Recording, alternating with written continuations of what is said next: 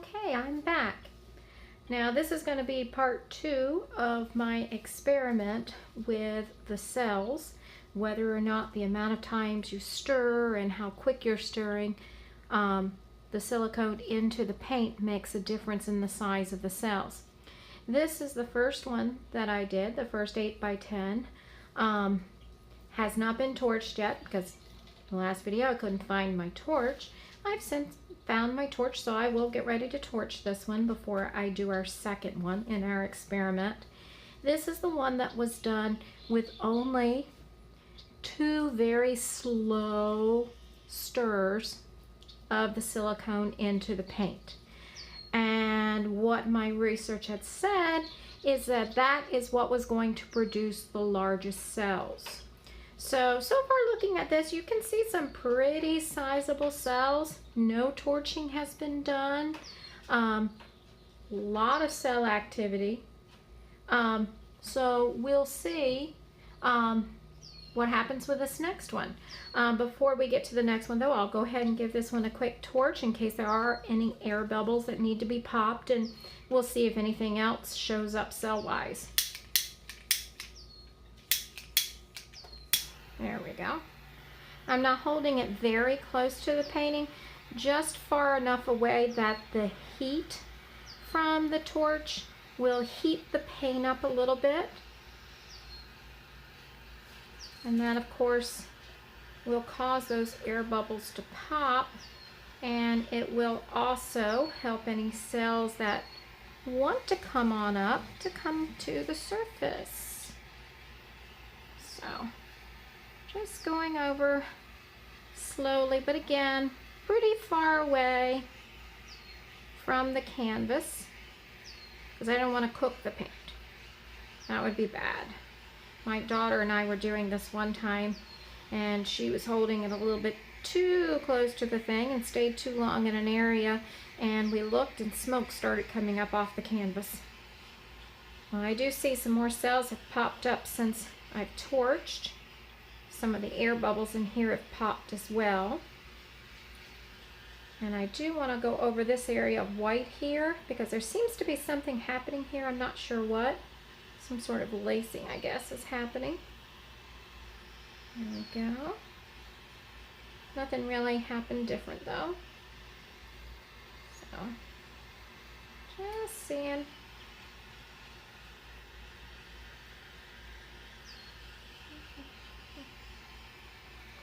Okay, nothing else seems to be happening. Had just a few more come, and that was about it. So most of it happened right as it poured and it sat for the few minutes that it has taken me to go and find the torch and get ready to do the next one. So I wonder how much more this might change just sitting.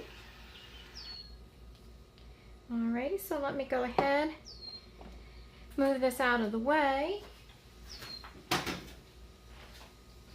I've also put my gloves on since last time. So, because in the last video I didn't have my gloves on, and of course ended up with paint all over myself. Just using a baking sheet to stick that on for the moment because I want to be able to bring it back to compare it to the next one so we can actually look and compare cell size.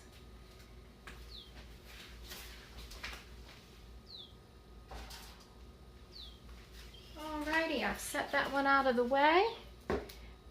Going to bring our next one. Now looking at this, there really is a lot of paint still down here from our pour. I know the formula told me how much I needed. This is how much did spill over the sides. Still seems like a lot to me, but I did have quite a bit of a problem getting those corners covered, so I guess all in all, not too bad. Alrighty, so let me go ahead and put this down. Just like last time, I have my white. The white has no silicone in it. This is just the Apple Barrel Gloss White.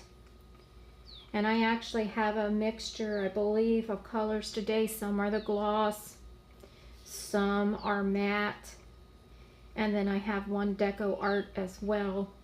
That's a premium one.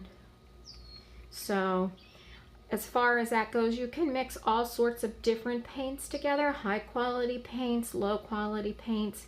I'm using mostly the apple barrel just because it's at the Walmart close to me. So I'm going to go ahead and put this white on. And then remember, what's in the cup of white is still going to be used in the actual pour. And this extra white that I'm putting on too is probably one of the reasons why I ended up getting so much spillover, because this was not included in my count of how many ounces I would need to cover the canvas. So this probably does make the difference in why I have so much of that color down there, because the canvas was already covered in white. But the reason I do that is so that the paint hopefully will flow smoothly across the surface, because the surface is already wet with paint. I'm trying to replicate everything I did last time as close as I can. That way I really only have, for my independent variable that I'm testing, I only have the speed and number of stirs of the silicone. So, because we want to try to make this as accurate and as reliable as we can, so that somebody could go and replicate these results again. That's always important in science, and science certainly can play a big part in art as well.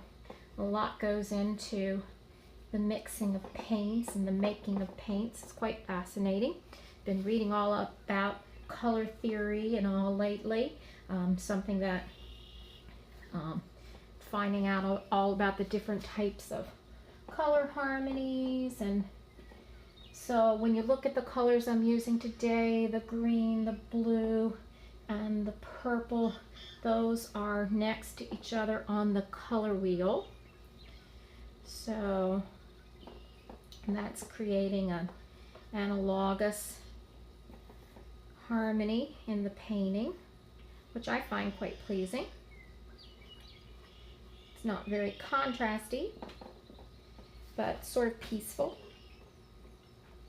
Okay, just making sure those edges are covered. Grab that paintbrush and just double check. There we go. That way we don't have any bits of that canvas still showing and dry. There we go, a little bit there. Sorry, hope I didn't have my head in that one. First time I set the camera up like this, and so trying to see if it will work this way so that everyone can see what's going on. Alright, got that done. Alrighty, and we are ready to get our paints into the cup as a dirty pour, because one of the things about pouring paint is there's many different techniques that you can use. The technique that I used on the first one, the same technique I'm using on this one to keep that variable controlled, is that I'm doing a dirty cup, flip cup. It's called a dirty cup because you layer all of your paints into the same cup, and then it's a flip cup because you just flip the cup. Alrighty, so I'm gonna go right ahead and put these colors in. Again, starting with that white in the cup. And I'll go back to that white many times. Now, all of my paints I've got pre-mixed with the silicone in them, with the exception of this one, because I saved this one so that we could go over what we were testing again. And so what we were testing for this one was that we were going to put the silicone in, a nice big squirt, one more. Last time we just let the silicone sit for a moment while we put the silicone into the other ones. Then we came back and we did 2 slow stirs. This time I'm going to do the fast stir, and it's going to be stirred many times. because what research has said, and that's what I'm testing today, is that the more you stir the silicone in, the smalls will get smaller. So if you're after small cells, you would stir a lot. That's what we're trying to see. If you're after big cells, you wouldn't stir as much. Alrighty, so I'm going to go ahead and pretty vigorously stir this in, and we'll see how it goes. Alright, I'll give each of the others just another stir, just in case it could have separated while they've been sitting. That was the Concord grape, and this is the lime tree. Turned out so nice in that last one. The cobalt. And then that beautiful turquoise. Alrighty, everything's been re-stirred. So I'm going to go on back and continue putting my layers into my cup for the dirty pour. So I'm using that phthalo blue right now that we just vigorously stirred the silicone in.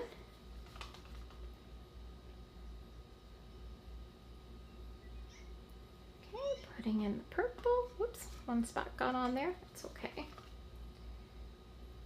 Here comes the lime. Cobalt.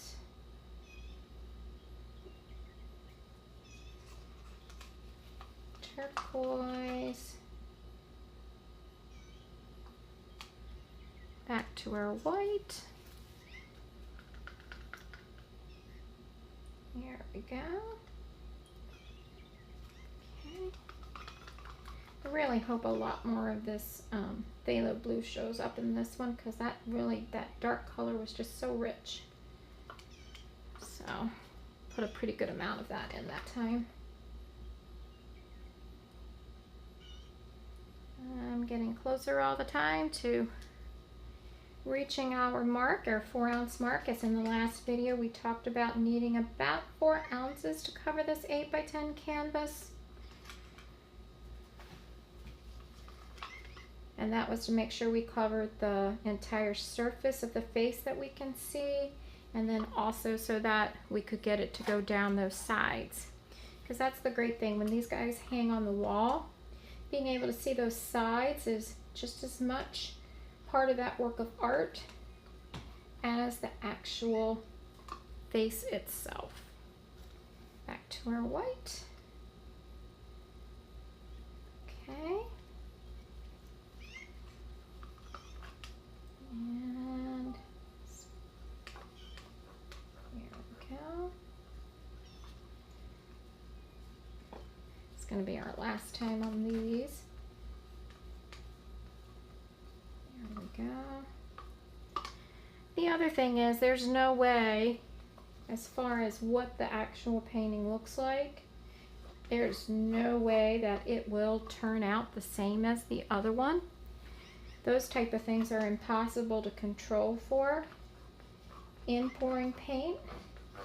And I think that's why I am so thoroughly enjoying pouring paint, is because you kind of just have to go with it. There's certain things you can control. Certain things, you know, you can tilt a certain way. You can add more silicone, add less silicone, your color choices, and all of that other stuff.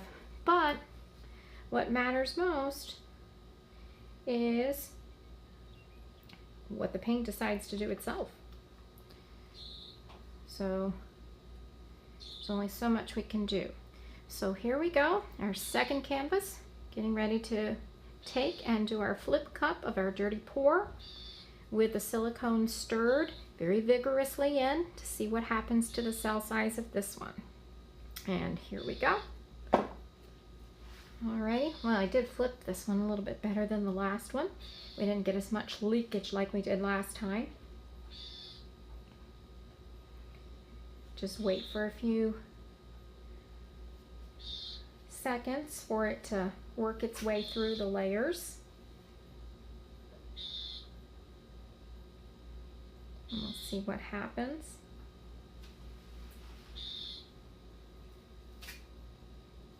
Alrighty, I'm going to go ahead and tilt that over, and here we go. I'm seeing lots and lots of cells. These are not big like the ones last time, so far so good. However, I do know when we stretch this, some of these cells should get larger. So I'm really anxious to see what it's going to look like when it's all done. It is pretty just the way it is right now. Sometimes I wish I could just keep it just as it is, but that paint would be too thick. So I'm going to start working it, and just like last time, I'm trying to go slow so that I don't disturb a whole lot. And we'll see what happens.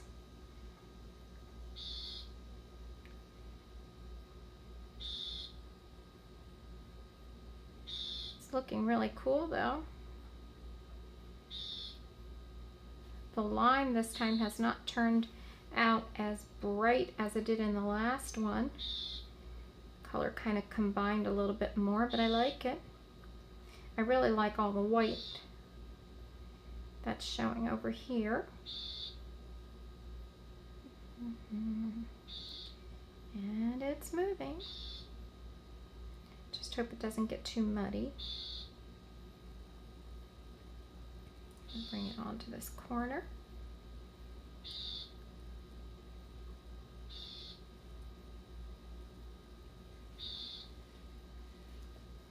And if it looks like too much of that paint's going to come up, I'm just going to put my hand there to keep that from going any further. So I bring it on down, and it's off. There we go. All right, I'm going to come on over to this side.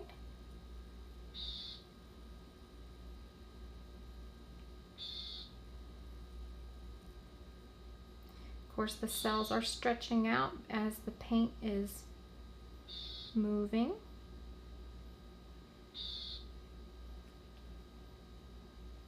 There we go.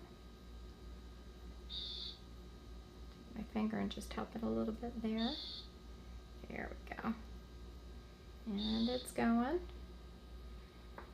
Alright, I think I'll go to this corner next.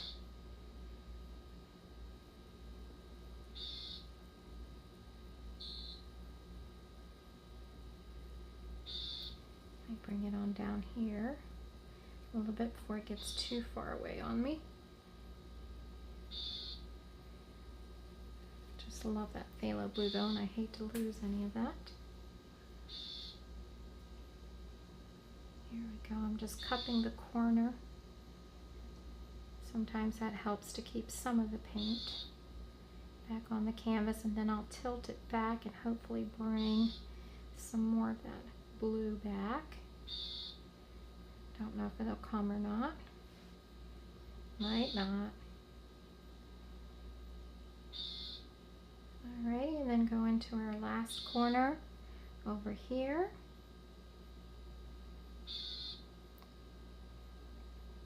And it's going. Trying to work it slowly.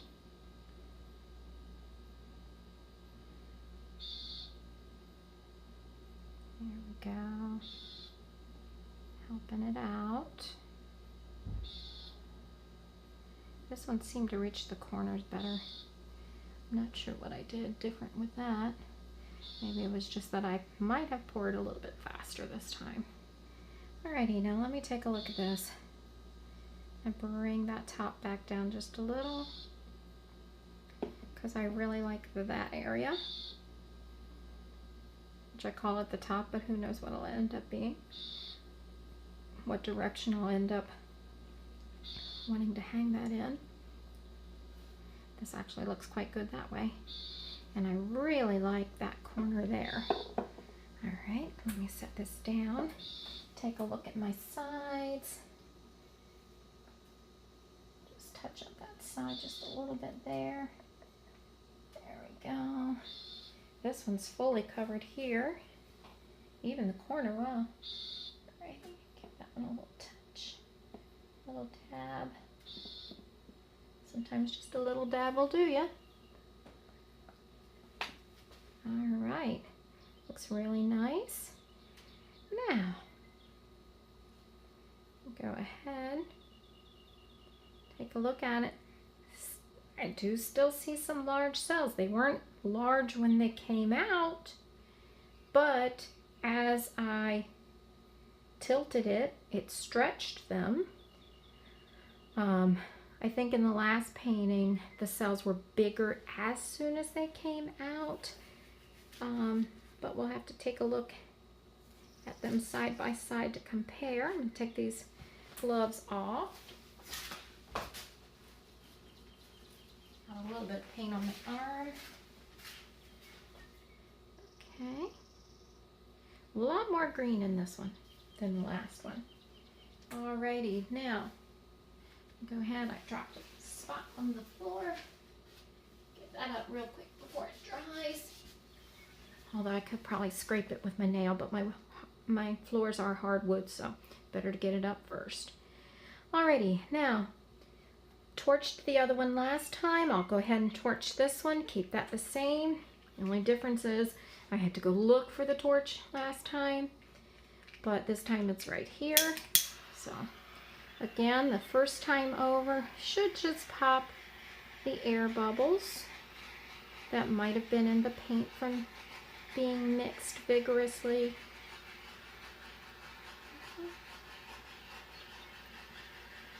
Okay, I might go back over, see if we can pull any more cells. There definitely are a lot more small cells in this one, even though there are some big ones too. And it seems like any cells that I'm pulling up, like I just pulled some up there, very small. But sometimes small is good, and small might be what you want, the effect that you want. And look, see those ones that just popped up there? I hope you can see those, I'm not sure. They were all quite small. But yeah, just a lot of small cells coming up now. Alrighty then. I think that's got it. Alright. Okay. Now, I'm going to bring the other painting back so that we can take a look at them. Slide this one over this direction, and then that way the other one, actually maybe I'll turn it this way. Here we go. Then I'll bring the other one back.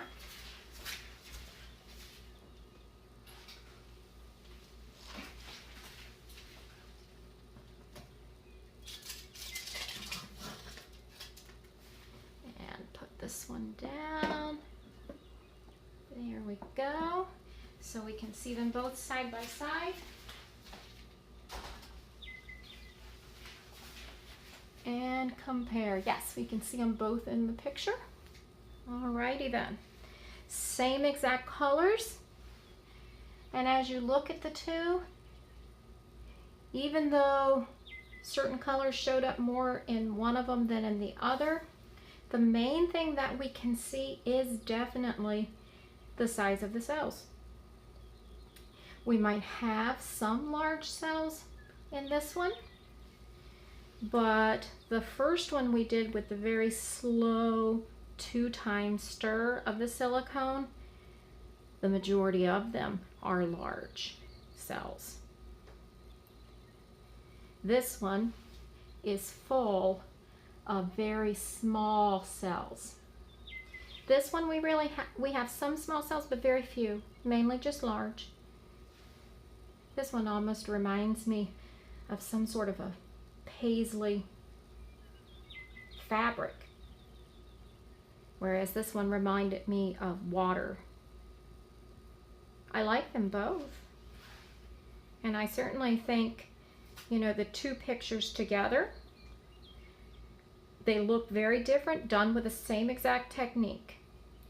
So I would say that this experiment is showing that what people are saying, that slowly stirring that silicone just a couple of times will produce larger cells is indeed supported by the experiment today.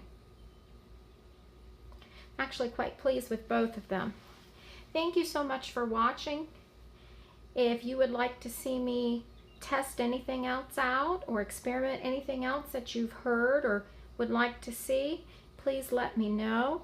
I'll include my email link at the bottom of the video in case you do have a question or a comment for me. Thank you so much for watching. Have fun. Bye.